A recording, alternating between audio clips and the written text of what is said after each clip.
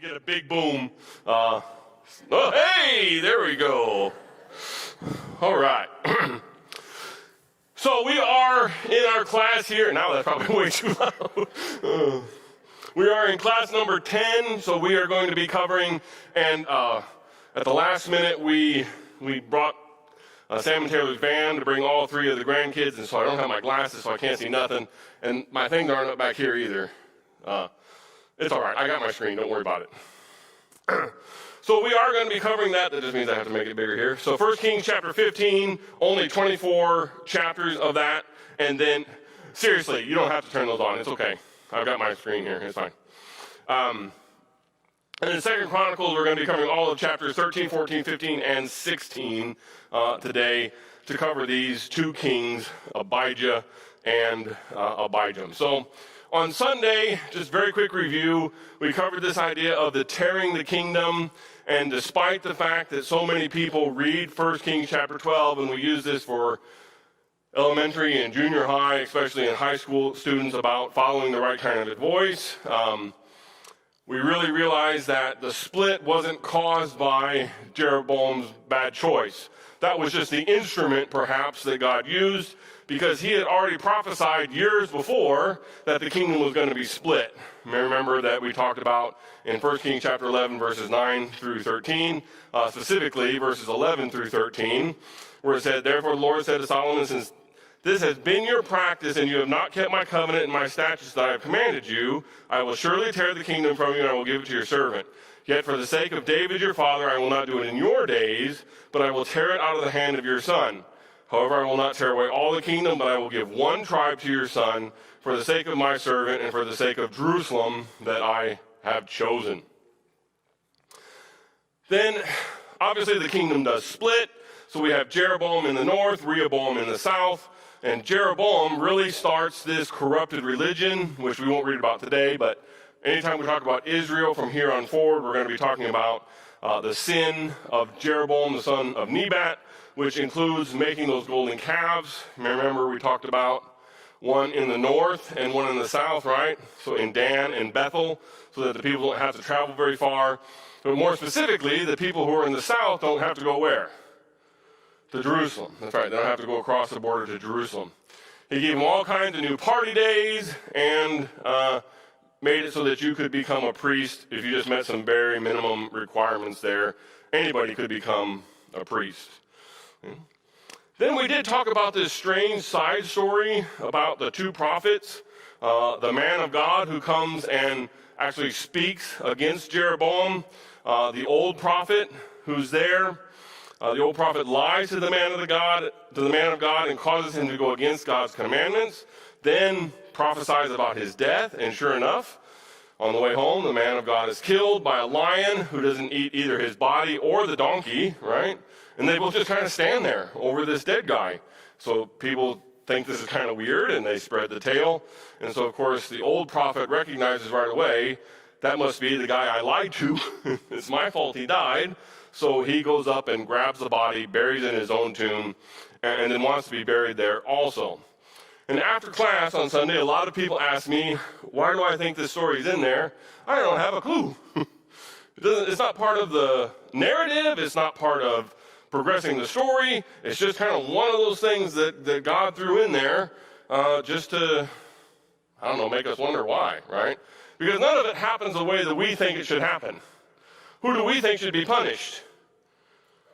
The old prophet, right? The guy who lied, okay? But instead, he gets off scot-free, And the guy who was doing so good and doing everything that he thought God told him to do, he just believes one little lie and he gets killed for it. So it doesn't really make a lot of sense to us. But it is in there, so I think it's important that we talk about it, even though I don't even know what lesson to learn from it, other than don't be the old prophet who lies to somebody and causes them to get killed. Yes, sir.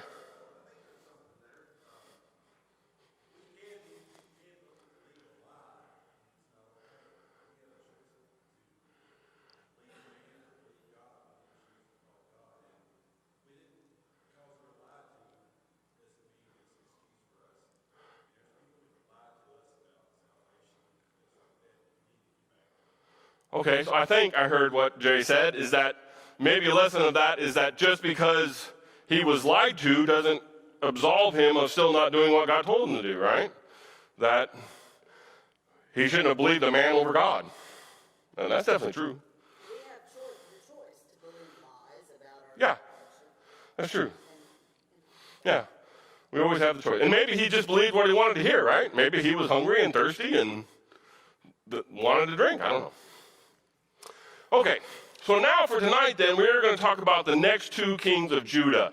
So you may remember that handout that I passed out that showed all the kings of the north and the south, several of them. And if you don't have them, they're on the back table back here. But this just kind of condenses that view, and I colored them to kind of help see the difference here. So obviously, as soon as the split happens, the top is going to be Israel in the north, and the bottom is Judah in the south. So the two kings are Rehoboam and Jeroboam. And today we are going to cover Abijah, or Abijam is sometimes spelled, and Asa here. But you'll notice that that really covers 1, 2, 3, 4, 5, almost 6 kings in the north, right? Well, if we were telling the story, typically we would write it as like, okay, during King of Asa, Nadab died and Baasha took over, and then also during the King of Asa, Baasha died and Elam took over. We would kind of tell it in just an order. But this jumps back and forth here in the narrative, okay? At least in the Kings, right? Because Chronicles really only talks about what? Judah, right? Remember, Chronicles really only talks about Judah and only mentions Israel when it's part of Judah's story, which we'll talk more about in a minute. So what we're going to see tends to happen is it will follow one line for a while, and we even hear some stories about how they interacted with the other country, but then they'll jump over and go back and complete that. So today we're going to do Abijah and Asa, but then that's where the story kind of stops in Kings. And so then on Sunday, we'll go back and we'll pick up Nadab, Baasha, Elam, Zimri, Omni, and it goes to Ahab, tells Ahab's story, and then does what? Then comes back to Jehoshaphat, even though there is a ton of overlap between those guys, right? It's just the way the book of the Kings is written. It follows one kingdom for a while, then it'll flip back and go follow the other kingdom, okay? So, of course, we leapfrog over Kings, and then we go back to discuss those in detail. Chronicles just follows Judah, and Israel is only mentioned when they are part of Judah's story there. So Abijah is going to begin his reign here. So both 1 Kings 15 and 2 Chronicles 13 tell the story about Abijah becoming king in Judah. Kings calls him Abijam, not Abijah, it's just a different spelling, it's the same name, and Abijah in 2 Chronicles here. There is a question that sometimes comes up here about who was his mother, okay? Because if you read it, it looks like 3 different names, or at least 2 different names, and how they're spelled here is a little differently. So, 1 Kings chapter 15, verse 2 says, his mother's name was Maacah, the daughter of Abishalom, okay? However, Chronicles 11:20, talking about Rehoboam, says, after her, so after his first wife, he, Rehoboam, and that Rehoboam is my insert there, took Maacah, the daughter of Absalom. Now, all of a sudden, that takes on a whole different meaning, right? Because the daughter of Absalom would mean he's marrying his second nephew now, okay? Which is probably what happened.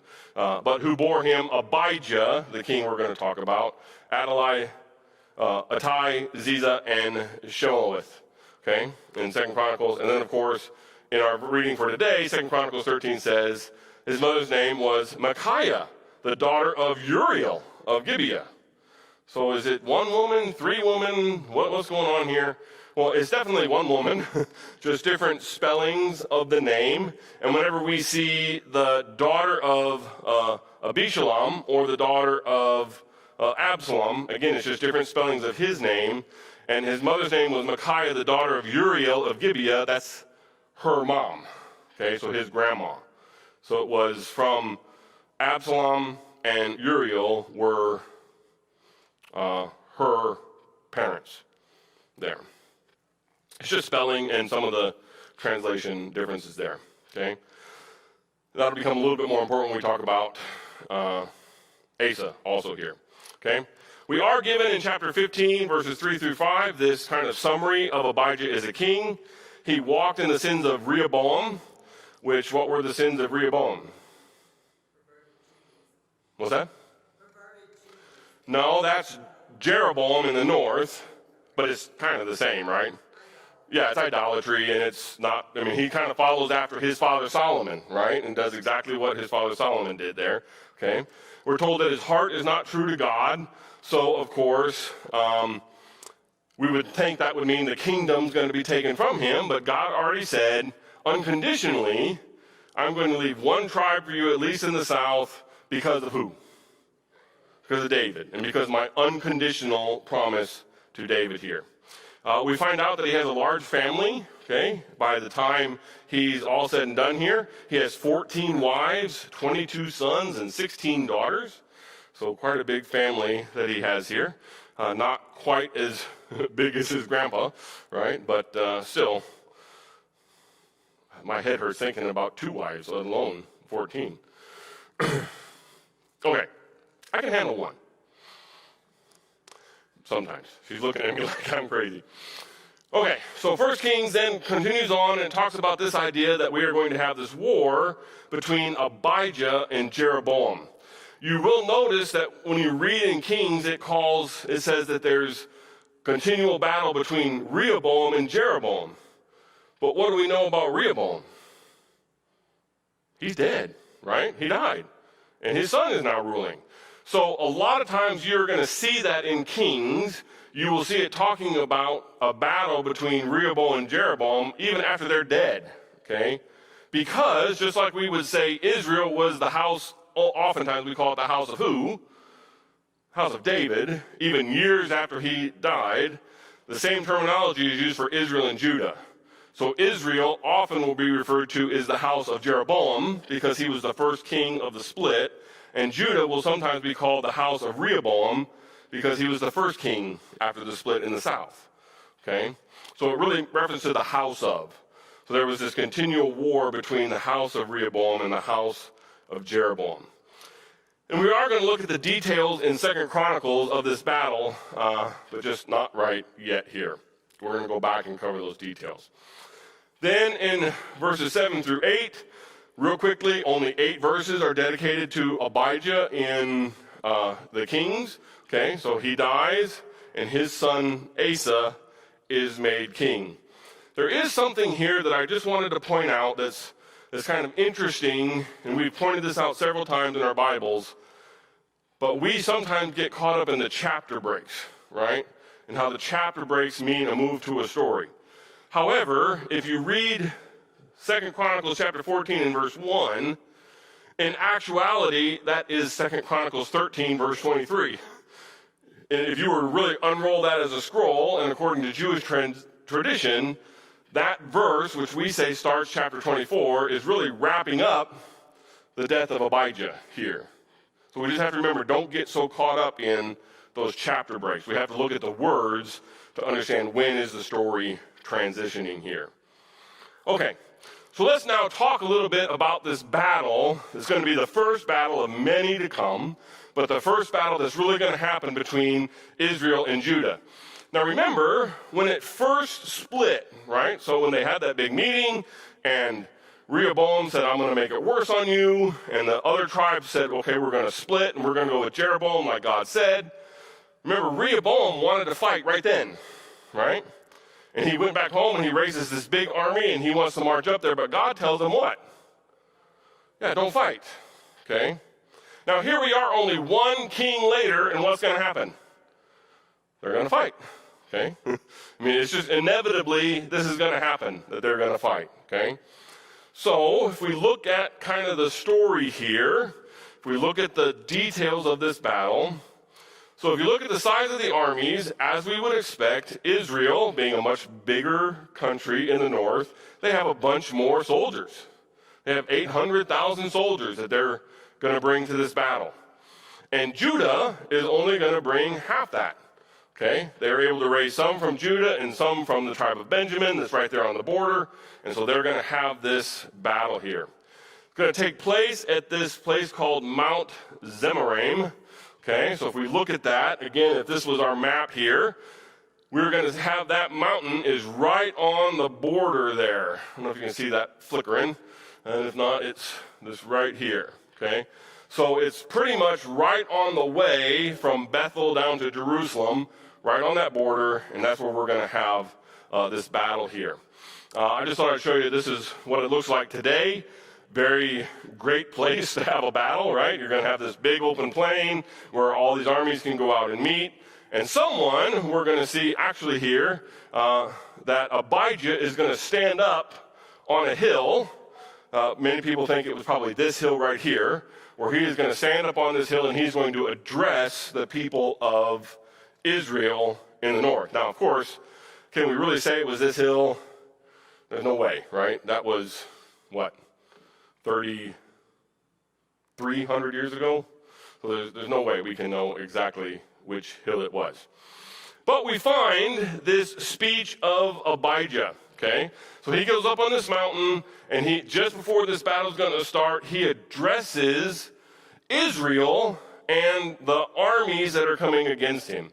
And basically he says, first of all, you have no business even being a nation. What are you thinking coming down here and attacking us? After all, don't you know that God made a covenant of salt with the house of David? Anybody know what that is? If you heard, it's not used very often, but it is found in the Bible a few times, a covenant of salt. Anybody know what that means? What is salt? I mean, we use it for flavor. But most of the reason that it was very valuable back then is it was used as a what? Preservative, that's right, okay? So if you wanted something to last, what did you do? You salted it, okay? So a covenant of salt just means a lasting covenant, okay? So don't you know, God made this lasting covenant with the house of David that you can't take away. Is that the truth? Yes. Did God make a covenant with the house of David? Absolutely. That is the truth. Can people take away that covenant? No, okay? But it's not the whole truth, right? Because what did God do? He told them, you go be your own nation, right? God took away a part of the covenant. Now, he still is holding the one tribe, but Abijah is going to twist all kinds of things here, okay? And don't you know, by the way, that Jeroboam grabbed a bunch of worthless scoundrels, or your version may say baseless men, or worthless men of base morals, it may say. There's all kinds of different translations of that there.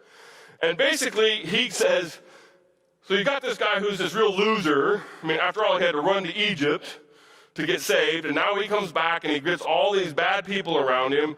And oh, by the way, he rebelled against Rehoboam when Rehoboam was young and untested and could not resist them. Okay?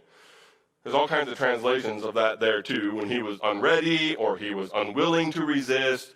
Those words are not a very clear translation here. But basically, he says, you know, if you would have come against me, I wouldn't have put up with that.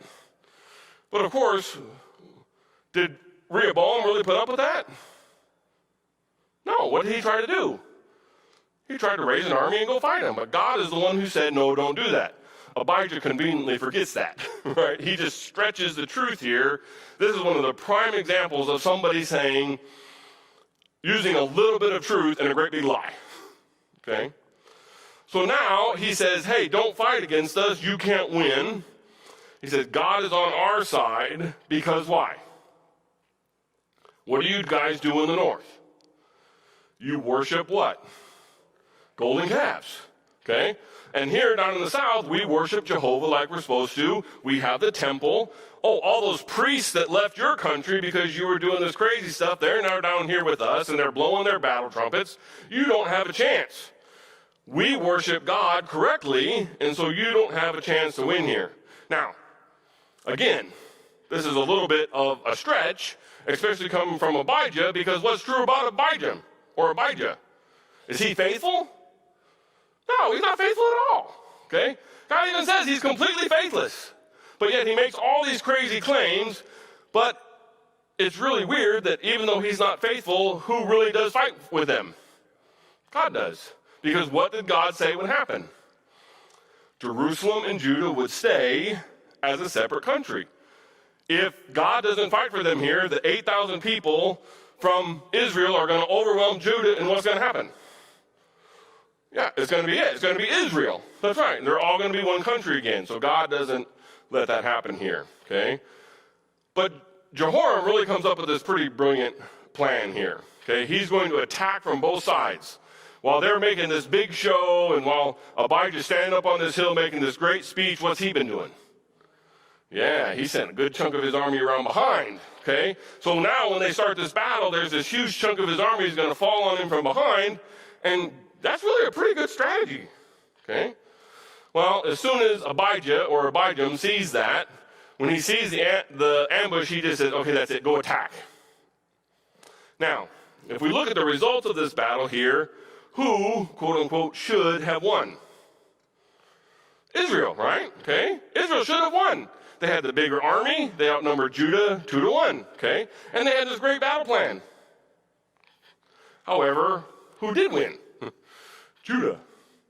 And Judah actually kills 500,000 of Israel's army, 500,000 of their brothers, okay? And they win the day here because God was with them. So what are the effects of this battle on the relationship and on the different nations here? Well, really, for Israel, they never really recover from this battle for a good long time. In fact, it tells us that they never recover during the days of Jeroboam, right? They're just wiped out. They're not going to have an army. Everybody's going to be picking on them, okay? And they're really weak militarily until this guy Omri comes along, which we're not going to see for, 100 years plus, okay? But when Omri comes on board, it's going to change things. But until then, we have this flip where the north is very weak, and Judah, really for pretty much the only time in their divided kingdom history, is what? They're really strong, right? Okay? So we're going to have this really strong growth under Abijah or Abijam here, and they're going to start to do all kinds of things here. So now, of course, that really is all we know about Abijah, is that they had this one big battle, and then he dies, and his son Asa takes over. Okay. Any questions about Abijam in that battle?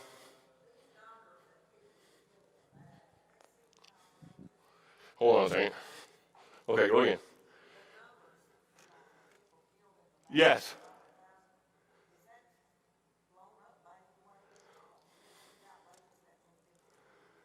Yeah, so her question is, when we start talking about armies and the 800 and the 400,000 and 500,000, 500,000 of them die, is that exaggerated?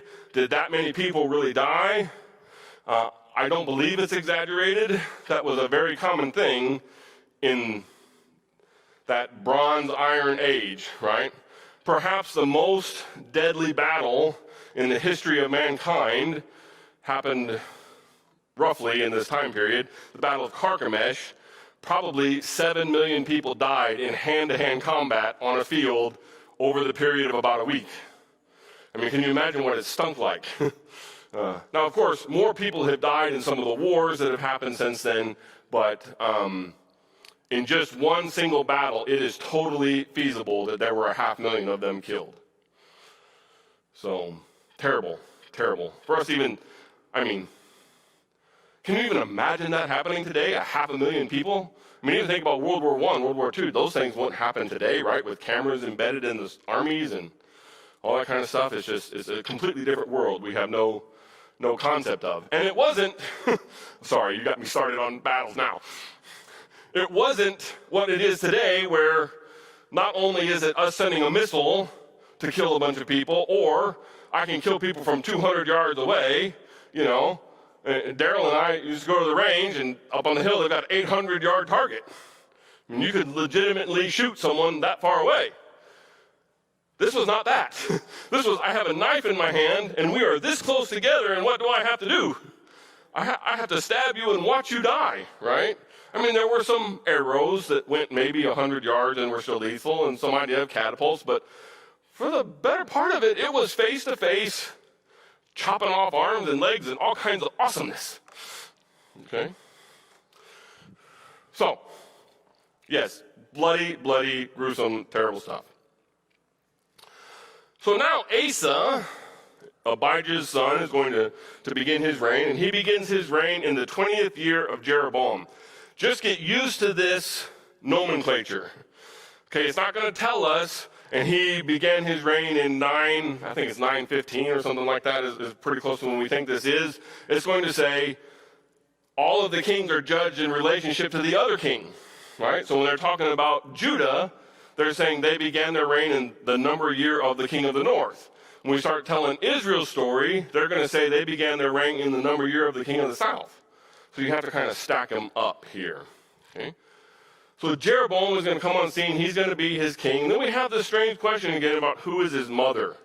Because we read right there in 1 Kings and in 2 Chronicles that his mother's name was Maacah, the daughter of Abishalom, or Maacah, the daughter of Absalom in Chronicles. Wait a minute. Isn't that the same exact name as his father's mother? Well, yes. Were they brothers? Was there some kind of strange relationship going on here in this family? Really, it's his grandmother, okay? In fact, she's even called the Queen Mother here. She has been the queen kind of in power even during Rehoboam's day here, okay? And just like we would often say, and in fact, Asa is called a son of David. He's really a great-grandson of David. Same way here about the mother, okay? She's really his grandmother, but it will say mother here.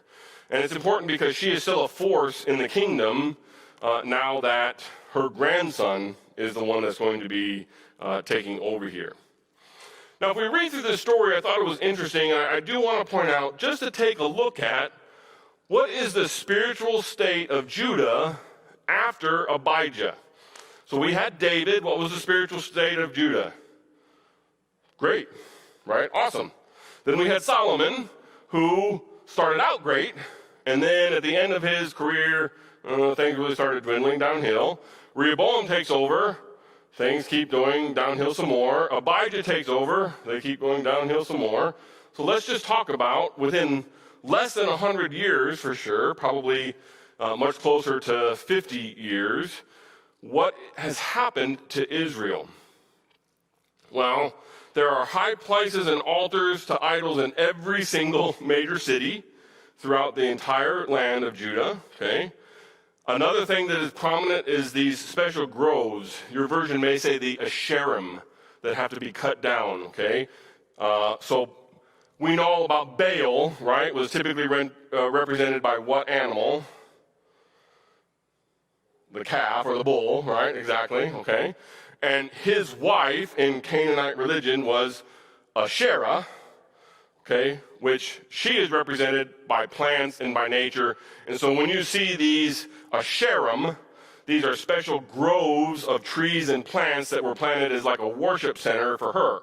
Kind of think of like a Wiccan circle almost, right? That's what they would go out in the countryside, and that's where the women went to worship, was out in these Asherim, okay? And they are so popular that even the Queen Mother had a very special image to Asherah built and right there in the king's palace, okay?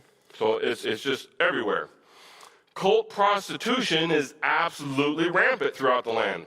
Now, I do want to make a quick note about who were they, okay?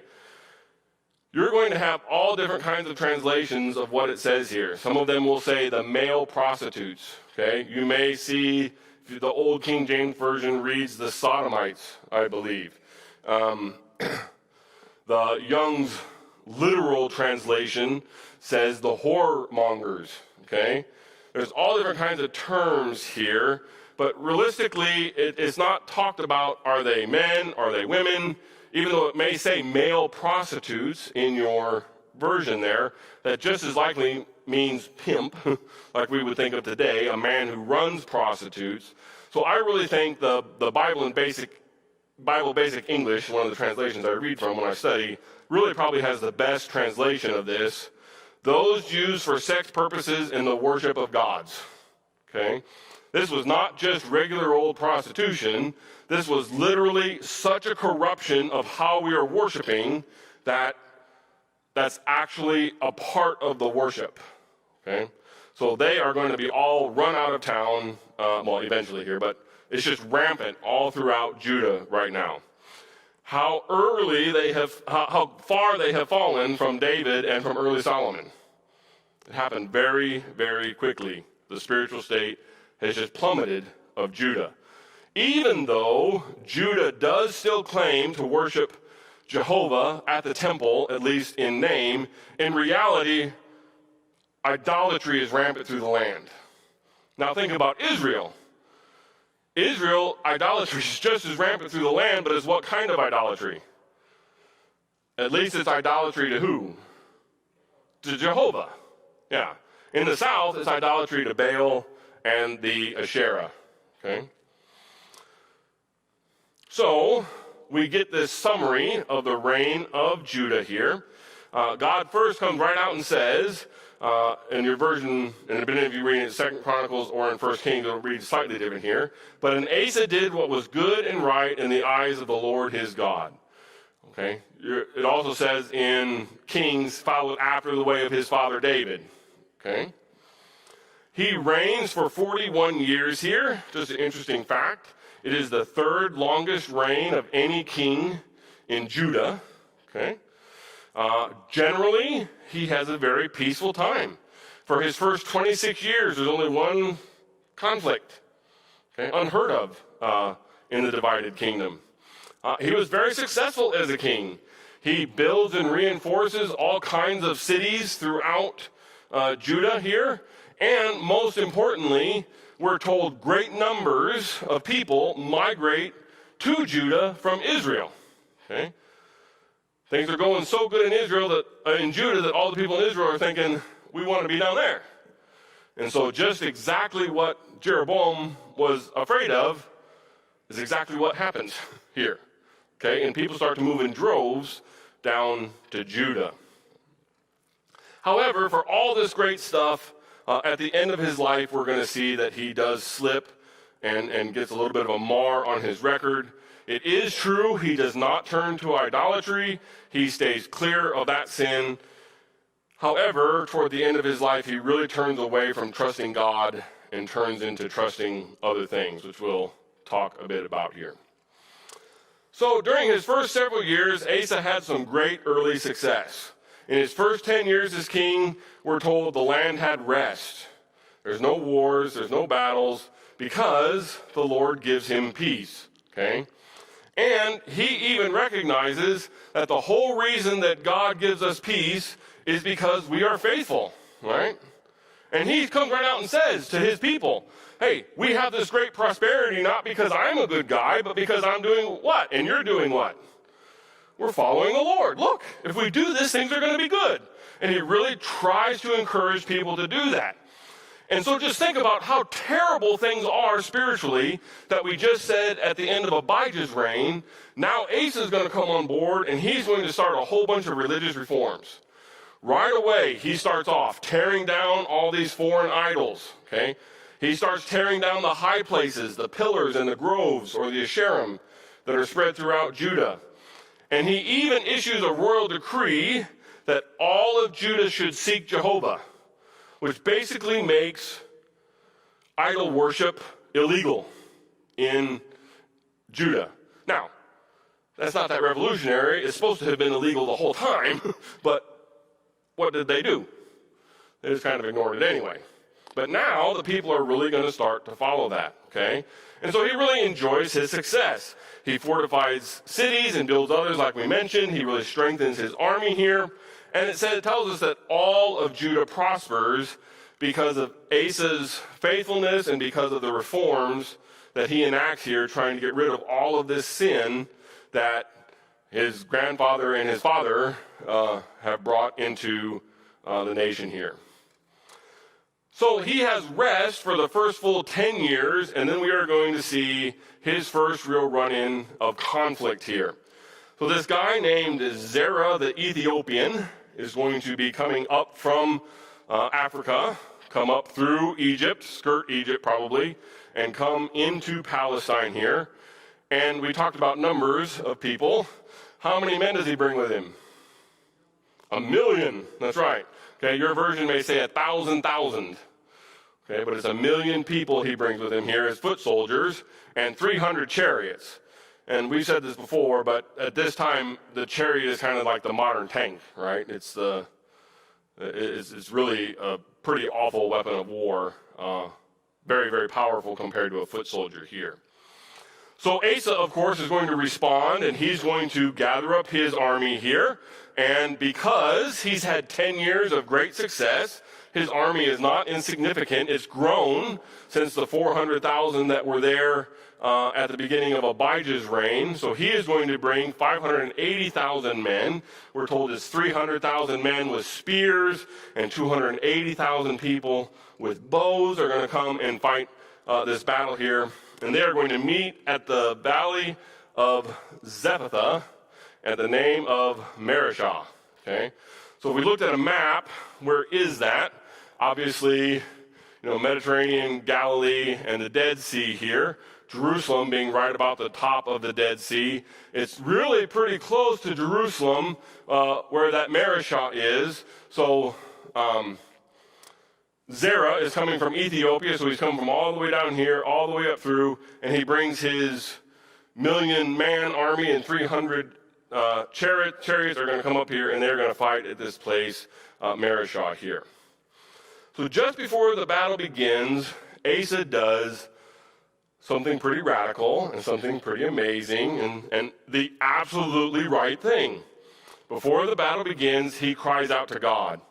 And he has this amazing prayer, perhaps one of the best short pleas to God you will find anywhere in the Bible.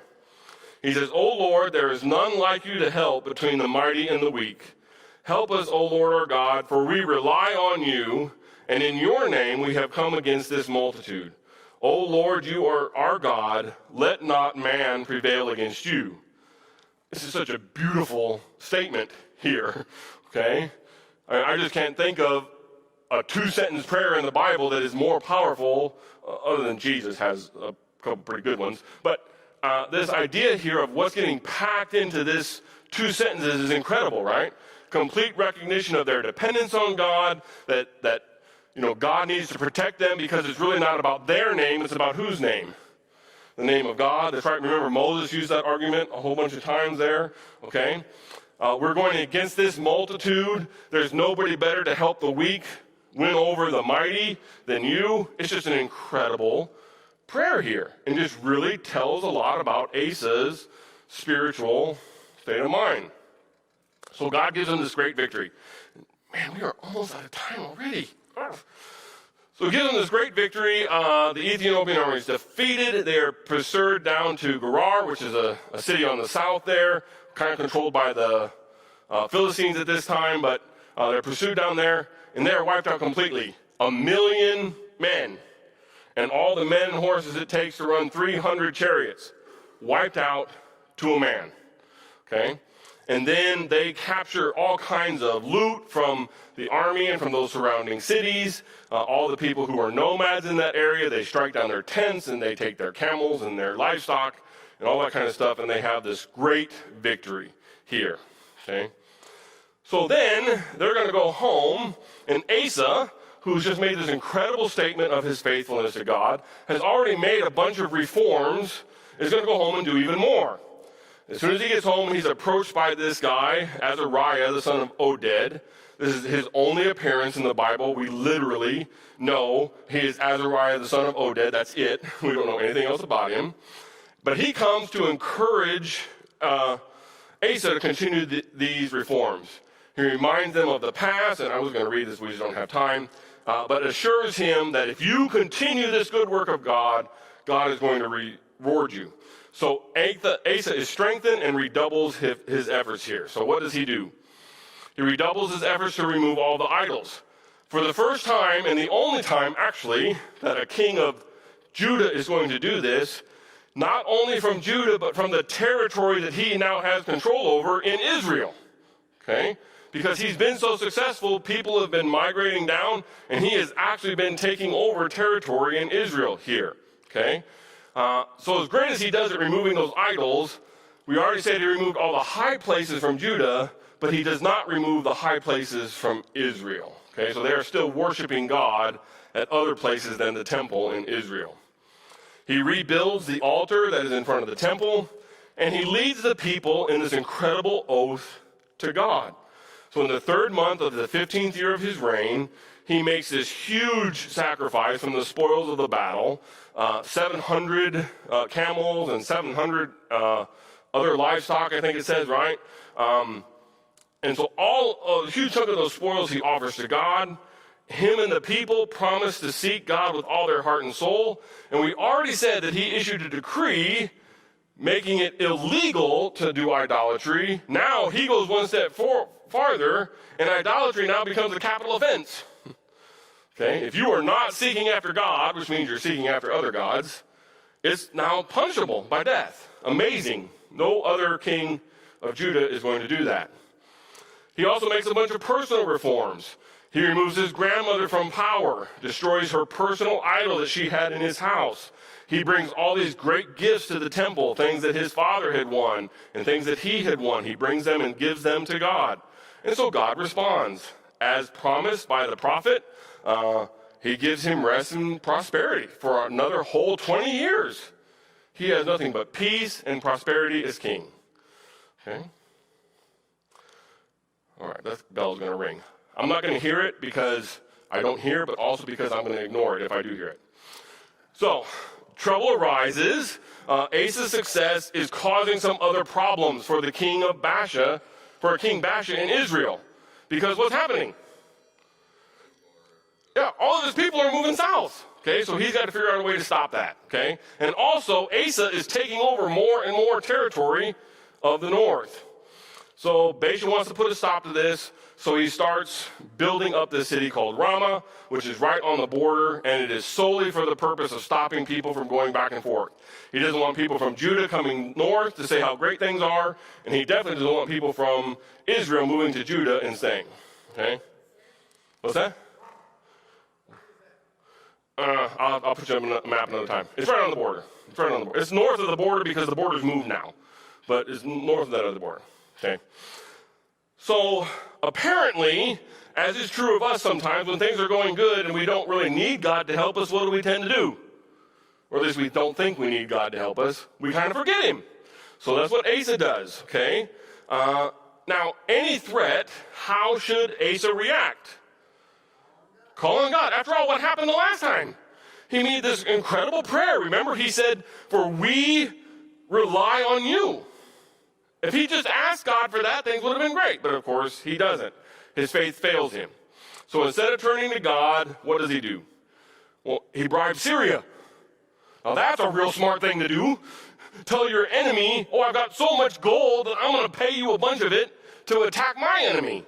I mean, you want to talk about inviting invasion? It's crazy, okay? But he bribes Syria to attack Israel, sends all the gold and silver from his palace and from the temple to Ben-Hadad, the king in Damascus. Syria agrees. They attack Israel, and his plan works. Okay? Baasha has no choice but to turn his army north, completely abandons Ramah. Asa then sends a bunch of people up there to disassemble what was already built. They use that material to build other cities, but God is not happy about it. I'm rushing.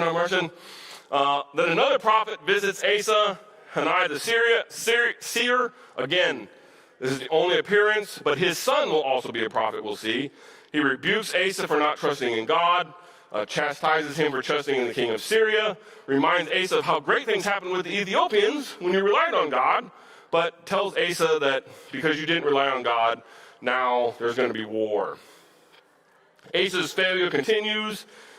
He's enraged by this message from Hanani, the prophet, throws him into prison, and apparently tortures him. The literal translation is he is sent to the house of torture. Okay? And he doesn't stop there. He inflicts cruelties on a bunch of his other people. And then even when he gets sick, he doesn't turn to God. So 3 years later, he finds out something is wrong with his feet, and it continues to get worse, but now he doesn't rely on God, he relies on physicians. And so that killed him. Seems likely that his foot disease killed him. If he'd asked God, would God have saved him? Probably, but we'll never know.